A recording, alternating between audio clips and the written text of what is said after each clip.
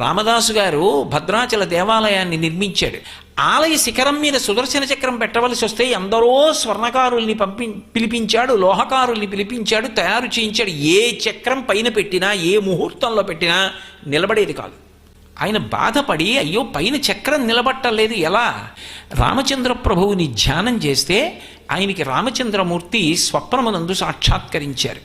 సాక్షాత్కరించి, ఈ క్షేత్రంలో పైన ఉండవలసినటువంటి సుదర్శన చక్రం మానవ నిర్మితము కుదరదు, దాన్ని నేను అనుగ్రహిస్తాను.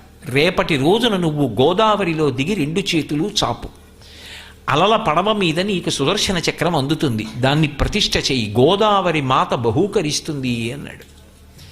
ఆయన మరునాడు స్నానం చేసి గోదావరి నదిలో నిలబడి 2 చేతులు చాపి రామచంద్రమూర్తిని ప్రార్థన చేశారు.